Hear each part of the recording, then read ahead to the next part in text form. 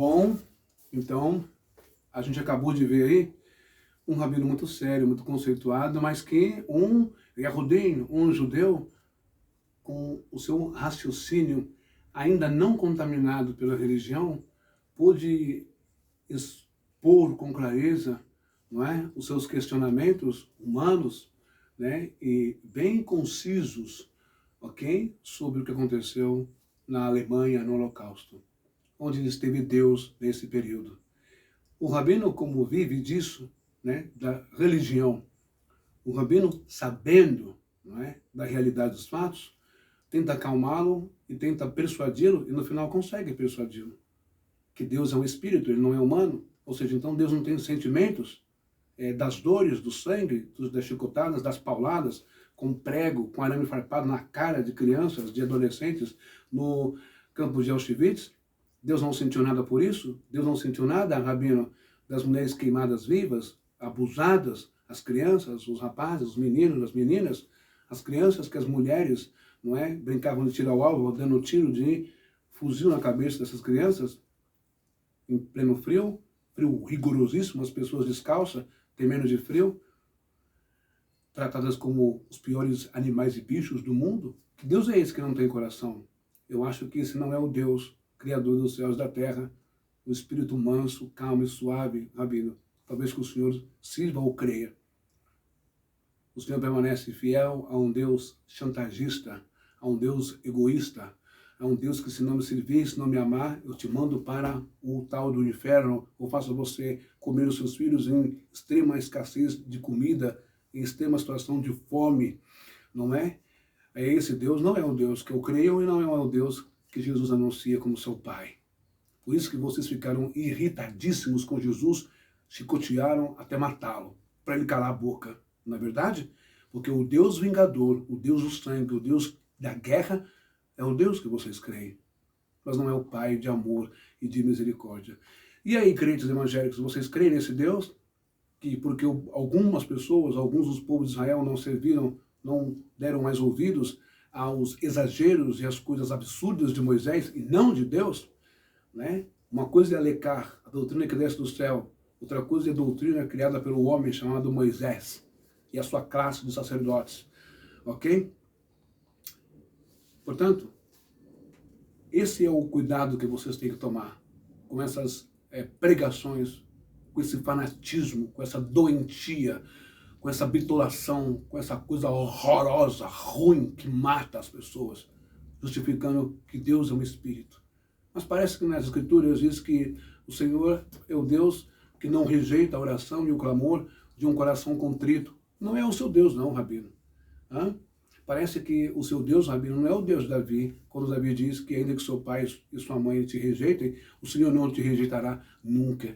Viu? Parece que o seu Deus não é o Deus, rabino, o Deus que disse não matarás. Parece que o seu Deus não é o Deus, rabino, o Deus que disse em Ezequiel 18, 22, 23, por aí, ou 27, que vai dizer no finalzinho que o filho não herdará a culpa do pai. E também, eu, o Senhor, não desejo a morte de ninguém. Não desejo a morte do ímpio. Desejaria eu a morte do ímpio? Não, antes que ele se converta no mau caminho e viva, e haja paz na terra. Parece que esse Deus o rabino desconhece, mas o rabino prefere adorar um Deus que vinga porque fulano não olhou para a cara dele, não quis mais amá-lo. Essa é a mensagem que Yeshua passa sobre a parábola do filho pródigo. Já pensou se Deus, o pai, fosse igual a esse Deus que o Senhor anuncia, rabino? Só porque o filho não quis mais obedecer o pai, não quis estar dentro da bolha ali, da família do pai, não quis mais trabalhar, não quis mais estar em família, que seguia a sua vida, rejeitou os conselhos do pai e foi no mundo viver a vida. Já pensou se esse pai, na parábola de Jesus, fosse igual a esse Deus que o Senhor prega? Iria surrá-lo, iria deixá-lo morrer as línguas, comendo os dejetos, comendo a ração dos porcos, né? Com um maltrapilho, sujo e doente. Já pensou? Por isso que Yeshua disse, aprendeu o que significa misericórdia, quero. E isso é o que vocês não sabem, o que significa misericórdia, quero. Não é verdade? Portanto, veja só, quando aí foi o Holocausto, mas ainda tem aqui nos livros de Laurentino Gomes, que eu aconselho que vocês comprem os livros de Laurentino Gomes, tá bom? Quem é o Laurentino Gomes? É esse senhor aqui, ó. Esse ilustre escritor, tá vendo aqui, ó, jornalista, Laurentino Gomes, aqui na Escravidão, que é uma trilogia, a Escravidão, também tem 1889, tá vendo? Tudo Laurentino Gomes, o Império, ó, 1822, aqui de Laurentino Gomes, é importante vocês lerem, quanto mais ler, menos ignorante fica, aqui, ó, 1888, de Laurentino Gomes. Se eu começar a ler aqui, não é, o que fizeram com, veja só, eu só vou ler aqui, ó, deixa eu ver aqui, aqui os testemunhos, né, de genocídio na África. Cerca de 40% dos negros escravizados morriam no percurso entre as zonas de captura e o litoral. Outros 15% morriam na travessia do Atlântico devido às péssimas condições sanitárias nos porões dos navios negreiros. As perdas eram maiores nas cargas que vinham de Moçambique e outras regiões da África Oriental. Da costa atlântica, uma viagem até o Brasil durava 33 e 43 dias, de Moçambique, no Oceano Índico, até 76 dias. Por fim, ao chegar no Rio de Janeiro, entre 10% e 12% dos desembarcados pereciam em depósitos como os do mercado de Valongo, antes de ser vendidos. Em resumo, de cada 100 negros capturados na África, só 45 chegavam ao destino final. Significa que 10 milhões de escravos vendidos nas Américas, quase outro tanto teria morrido no percurso num dos maiores genocídios da história da humanidade. Ok? E aqui vai contar a história de um cara que simplesmente ele jogou centenas de pessoas só porque estavam doentes, vivas no mar, né? E foi condenado na Inglaterra. Ok? Uma coisa horrorosa, horrorosa, ok? Muito feio aqui. Deixa eu ver se eu acho aqui. Bom, enfim, também temos monges beneditinos e padres jesuítas, né? Que eram capturados e comprados pelo mosteiro de São Bento, no Brasil, não é? Pela Igreja Católica, tratados como bichos para os brancos, os padres tinham escravos, a tal Igreja de Deus, não é? Enfim, são coisas muito pesadas, são coisas horríveis de se falar aqui, ok? Bom, só para você ter essa ideia. Então, esses Elohims, esses homens ruins, poderiam ter sido derrotados, derrubados pelos imperadores, reis e presidentes e juízes e, enfim, o mundo inteiro poderia ter ido para cima, na Alemanha ter evitado isso. O mundo inteiro poderia ter ido para cima, não é, dos pensamentos escravistas, indo-europeus, caucasianos, arianos. O mundo inteiro poderia ter ido para cima sobre dois reis africanos que vendiam também os seus escravos ali, naquela coisa comum entre eles, de pegar os mais pobres, os serviçais, e vender e comprar ali os seus escravos. O mundo inteiro também poderia ter ido para cima quando em África, naquele tempo, né, as pessoas também, os grandes empresários, comerciantes, sacrificavam 50, 100, 300 ou até 1000, não é, pessoas, seres humanos, aos seus deuses na África, para ter um ano de fartura, um ano de prosperidade, proteção, etc, etc. Então percebe-se que a religião parece que não passa de uma porcaria, a religião parece que não passa de uma desgraça, uma ciência desgraçada, que justifica os atos, não é, inumanos, genocidas, monstruosos, demoníacos do homem, e não de espírito fora do homem. E é isso que vem acontecendo durante milênios nesse planeta Terra. O homem usa da religião, engana os incautos, os ignorantes, os simples, os humildes, para lucrar, ficar no poder, ficar na pirâmide, não é? Desse sistema horroroso, envolvendo, coligado com política e religião e membros de igreja. Agora, você quer derrotar o Elohim da sua empresa? Você quer derrotar, se você está sendo injusto, está sendo injustiçado pela sua empresa? A lei está aqui, ó, CLT. consolidação de leis do trabalho. Está aqui. Você quer derrotar assédio moral? Procura justiça, advogado, juiz, polícia. Não é oração e jejum, não. Não é pastor, não.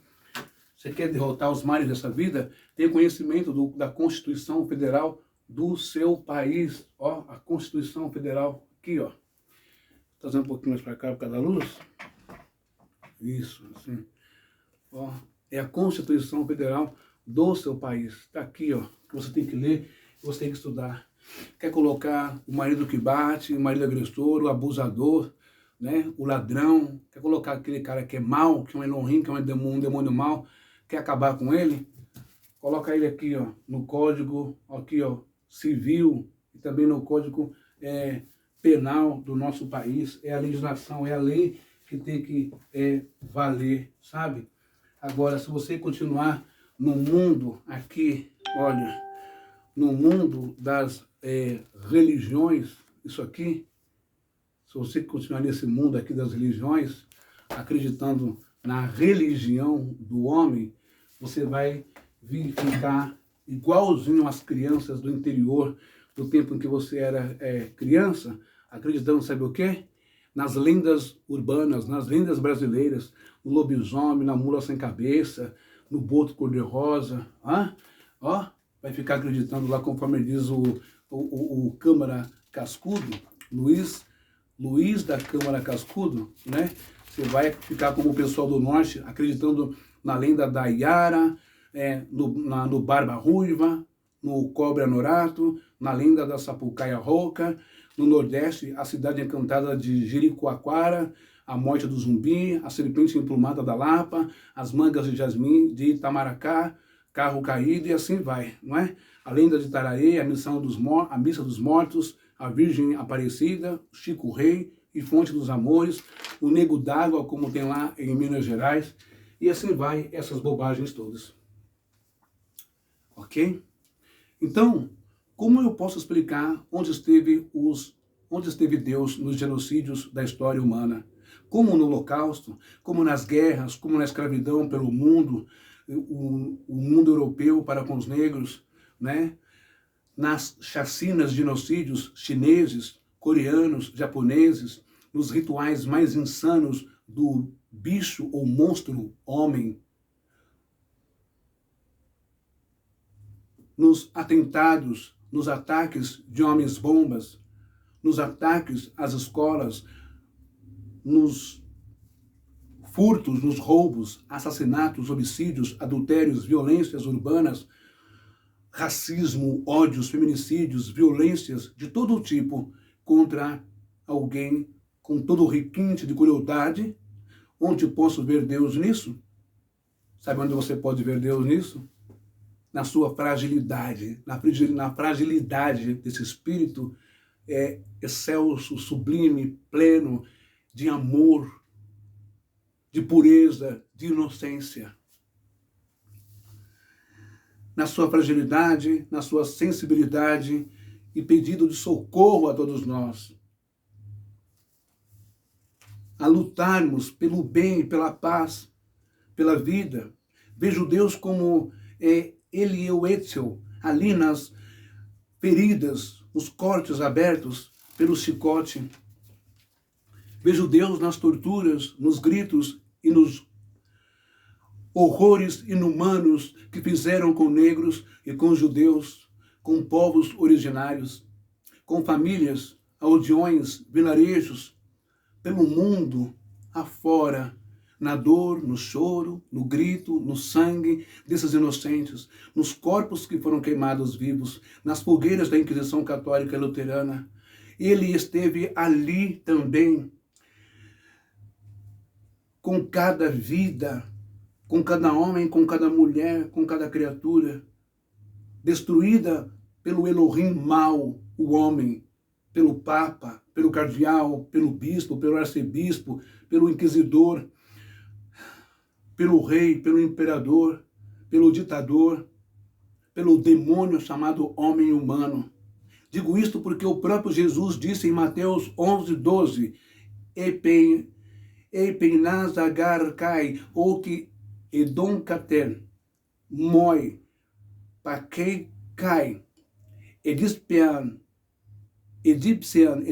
cai, ou que epotsate me, porque tive fome e não me deste de comer, tive sede e não me deste de beber.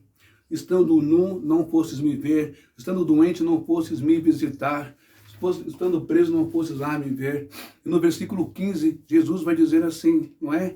Totem apokitesentai, autois legon, amen, legon rimin, epi, choson, oki, epuiesarte, remi, totom tom, elasinton, ode emoi, apoiesate.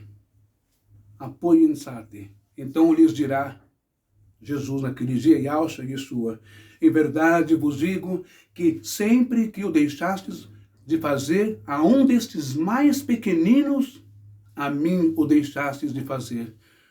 Ou seja, lembra que eu li a história de 1 Reis, quando o profeta Elias sai da caverna com medo, com depressão, com vontade de morrer, e o que acontece? Deus, onde ele vê Deus, não é num ser todo-poderoso, não. Ele vê Deus numa voz mansa, suave e delicada. Estou passando para você agora o que Jesus está passando, Yeshua, a natureza, a realidade do seu Pai. Ele mesmo disse que vocês sendo maus, sabeis dar coisas boas aos vossos filhos, quanto mais o Pai que está nos céus. Saber o que significa misericórdia quer? Esse é o Pai, esse é o Deus da Bíblia que não querem revelar para você. Esse é o Deus que se vê nos moradores de rua, nos doentes, nos pobres, nas classes menos favorecidas, naqueles que são rejeitados, marginalizados, desprezados, daqueles que são humilhados, preconceituados, discriminados, que são odiados. É aí que está Deus. É aí que está Deus há séculos, há milênios, clamando piedade, misericórdia. Não façam isso. Amem uns aos outros. Eu não sou isso. Venderam uma imagem errada minha para o povo. Você está entendendo? Então lhes dirá, em verdade vos digo, que sempre que o deixastes de fazer a um desses meus pequeninos, a mim o deixastes de fazer. Ou seja, população do mundo, não o Deus lá do céu, que tem que fazer alguma coisa para mudar o mundo. Não é o Deus do céu que tem que fazer alguma coisa para mudar a situação do Brasil, para acabar com a corrupção, para acabar com a corrupção dos malandros da fé no Brasil. Não é o Deus do céu que tem que descer e punir e castigar esses caras. É você e eu que temos que entender o que ele passou nas Escrituras.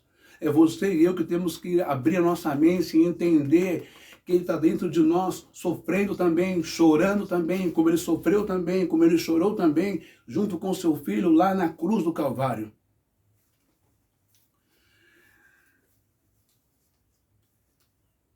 Fazer alguma coisa para mudar o mundo?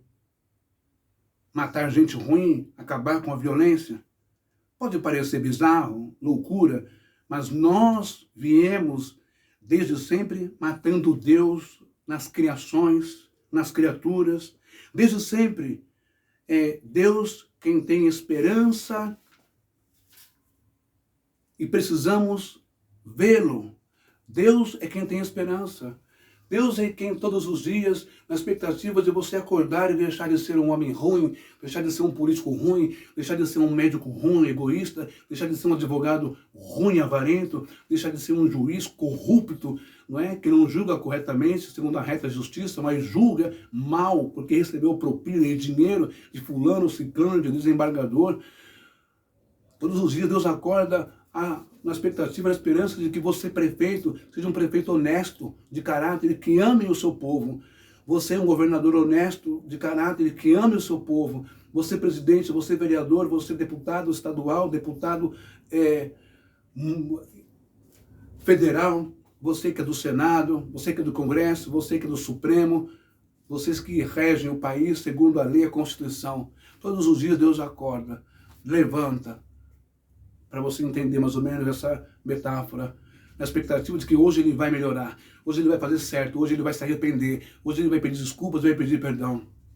Porque enquanto o povo brasileiro ignorante, que acha que entende as Escrituras, que entende a palavra, que tem a revelação, que está na graça, continuar adorando os Elohims, esses homens chamados pastores, bispos, missionários, falsos apóstolos, anciãos, presbíteros, evangelistas, obreiros, pregadores, padres, papas, enquanto vocês continuarem sustentando esse sistema do anticristo no mundo agora, que já não é apocalipse, não é arrebatamento, perseguição, tribulação, sai dessa maionese charopada.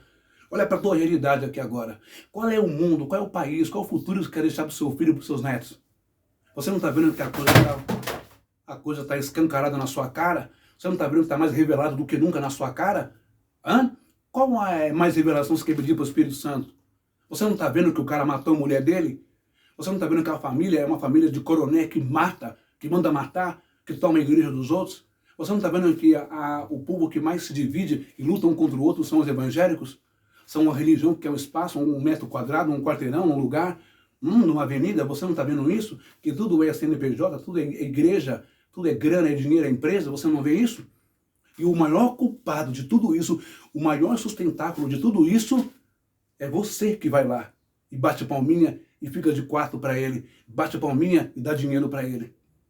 Você que sustenta e cria e endossa esses Elohim chamados homens, vagabundos e ordinários desse país, do sistema religioso, junto com os políticos que você também elege, tanto do PT, quanto do PL, quanto do DEM, quanto do República, porque nenhum presta nesse país.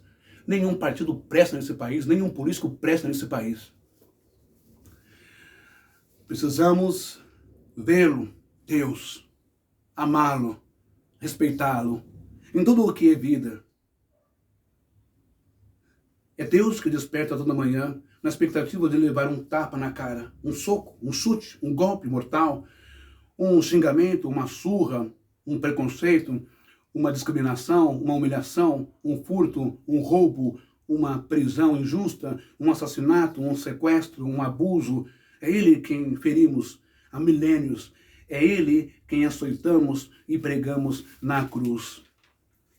Mas podemos vê-lo de outra forma, na forma do bem, do amor, da paz no mundo.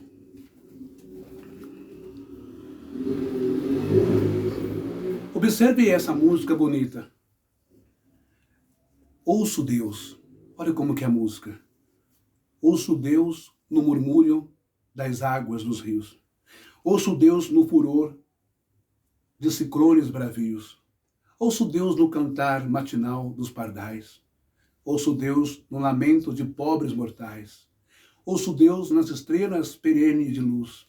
Ouço Deus no esplendor que a alvorada traduz. Ouço Deus no suave perfume da flor. Ouço Deus no adeus companheiro da dor. Sinto Deus na saudade que evoca lembranças. Sinto Deus no morrer de ferir esperanças. Sinto Deus na tristeza de ver-te partir. Sinto Deus na tua volta, irmão, ao sorrir. E agora, veja que interessantíssimo esse Pai Nosso. Sabe aonde? Não é na Igreja Católica, nem no judaísmo. Não, nem na Igreja Evangélica. Olha só a tradução do Pai Nosso na Umbanda. Pai Nosso na Umbanda. Pai Nosso que estais nos céus, nas matas, nos mares e em todos os mundos habitados. Santificado seja o teu nome pelos teus filhos, pela natureza, pelas águas, pela luz e pelo ar que respiramos. E no Pai Nosso, em aramaico, vai nos dar também uma excelente ideia, não é? No Pai Nosso, em aramaico, vai dizer assim: Abevum de Bashmaya, Nitkada Shimor, Tete Marco Tariuna, Neruet Sevanyana, Aikana de Bashmaya, Afbarach, Ravilan Lachan de Stiukana Yanomana, Wash Bokana Rauben Dafranan, Shibokan Lirayaben, Will Atalan Nishuna, ela passando membisha, mitur de la re malcotar. Sabe o que está escrito aqui em aramaico, o Pai Nosso que Jesus ensinou? É o que dizem, não é? Diz assim, pai, mãe, Deus, Jesus nunca esqueceu da mulher e da mãe, como os religiosos fizeram há milênios e há séculos. Respiração da vida, fonte do som, ação sem palavras, criador do cosmos, faça a sua luz brilhar dentro de nós, entre nós e fora de nós, para que possamos torná-la útil. Ajuda-nos a seguir nosso caminho, respirando apenas o sentimento que emana do Senhor. Nosso eu, no mesmo passo, possa estar com o seu, para que caminhemos como reis e rainhas com todas as outras criaturas, que o seu e o nosso desejo sejam um só, em toda a luz, assim como em todas as formas, em toda a existência, como em todas as formas, em todas as existências individual e assim como em todas as comunidades. Faça-nos sentir a alma da terra dentro de nós, pois assim sentiremos a sabedoria que existe em tudo. Ou seja, o Pai Nosso, Deus, em todas as criaturas, desde a formiga, da abelha, da borboleta, sabe, dos caravelhos, desde os pássaros, os seus ninhos voando, as flores, as folhas, as árvores, o rio, a terra, a pedra, em todos os seres vivos, Deus está. Faça-nos sentir a alma da terra, sermos um só. E em todas as criaturas, em todas as pessoas, em todos os gêneros. Pelo amor de Deus, gente, chega de violência, de ódio, de segregação, de indiferença. Vamos parar com isso. 1 João, Epístola de 1 João 4,16, vai dizer, enfim, Deus está em nós e não num trono lá no céu. Primeiro Epístola de João 4,16. Em grego, kai remes, egonokamen kai, pipsirteukamen, ten agapen, ren echei, ou ren ekei, roteus en remin, roteus agapen. Estin agapen, você sabe que é um amor espiritual, né? Amor de Deus. Agapen estin kai, rotel, menei kai roteus en auto menei. Ou seja, e nós conhecemos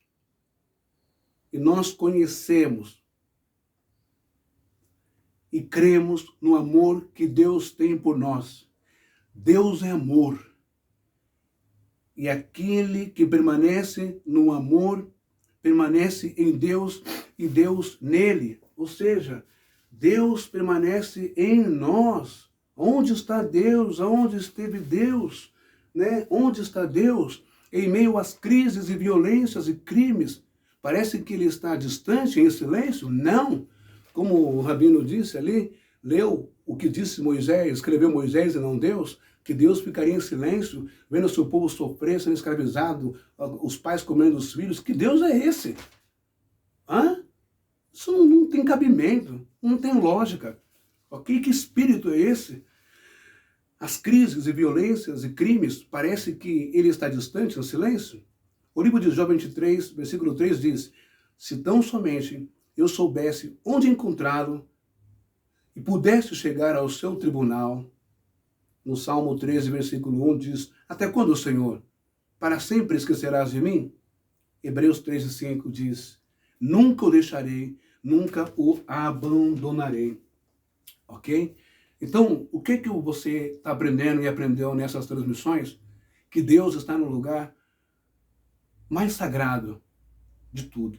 Não é em templos, em edificações arqueológicas de milênios de anos, nem na porcaria do templo de Salomão, que diz que é de Salomão, aqui que não é, nunca sabe que não é, do Edir Macedo, nem na cidade mundial, nem no templo da glória da Deus de Amor, lá na Baixada do Glicério, ali no Bom Retiro, no Parque Dom Pedro, nem na Renascer Hall, também não está, nem na sede da The Braz, lá que não está mesmo, né? Do Braz, aqui na Celso Garcia, está o templo ali do Edir Macedo. Também não está no templo da igreja Comunidade Paz e Vida, na Avenida Cruzeiro do Sul, na Norte de São Paulo. Também não está no mega templo de Belém, aqui no Belenzinho, nem lá no Belém, no Pará. Também não está nas mesquitas, também não está nas sinagogas, também não está em Jerusalém, também não está no Vaticano, nem na Catedral da Sé, nem no templo de Nossa Senhora de Aparecida. Não, não está. Nem no templo, na casa do Pai Eterno, do Padre Robson, que haja Padre Robson, não está. Então onde está Deus? Deve estar no templo da Assembleia de Deus da Vitória em Cristo, do Malafaia, mas nem a pau, lá é que não está mesmo. Onde está Deus? O seu maior templo. A mente humana. A mente humana. O Altíssimo não habita em templos feitos por mãos humanas, mas por mãos espirituais. A alma, a psique, a mente. Essa luta, essa batalha entre a espiritualidade e a carne, entre o espírito e a carne, entre a parte divina, a parte boa, sensível, mansa, suave, com a parte ruim, grotesca, estúpida, escrachadora, lacradora, ruim, violenta, homicida, assassina, prostituta, tudo isso. A luta é a quem? Cabe você dar vazão a quem? Cabe você dar espaço mais a quem? Cabe você tirar de vez quem da sua vida? Tire a partir de agora as doutrinas da sua denominação. Tire a partir de agora a religiosidade. Tire a partir de agora os rituais, as obrigações. Tire a partir de agora a religião da sua mente e tenha Deus na sua mente. Tenha o Espírito Santo na sua mente. Tenha o Espírito de luz, de paz, de amor, de mansidão na sua mente. Tire o espírito de PT, de PL, de Lula, de Bolsonaro da sua mente. Tire o espírito de direita, de esquerda, de políticos, de homens que não estão nem aí para a tua vida. E tenha o espírito de irmão, de humanidade, espírito de Deus. Ó, quão bom e quão suave é que os irmãos vivam em união. Até agora você viu no que deu a história do homem querendo patentear Deus, do homem querendo registrar Deus, do homem querendo usar Deus como estandarte. Vamos invadir e matar porque Deus mandou. Mentira! Foi Moisés que mandou, foi Josué que mandou, não foi Deus. E aí você vê como que está o mundo hoje. Ainda continuam na mesma pegada. Essa terra é minha, essa terra é minha, a faixa é minha, o campo de gás é minha, não sei o que aqui é meu. Não. E Deus não está nisso. Deus está chorando, gritando, pedindo socorro dentro de nós. Aquele que fizer o bem a uma pessoa, que der água, que der comida, que der roupa, aquele que der conforto e paz, aquele que curar o doente, aquele que ajudar quem estiver abandonado, está ajudando a mim, porque eu estou nele, nessas pessoas, estou dentro do ser humano. Está vendo a fragilidade, a sensibilidade? Está vendo o clamor de Deus nessa tarde? Você pode entender isso? Você pode compreender essa revelação? Não estou falando para você que Deus não existe. É claro que Ele existe. Mas Ele existe nessas condições.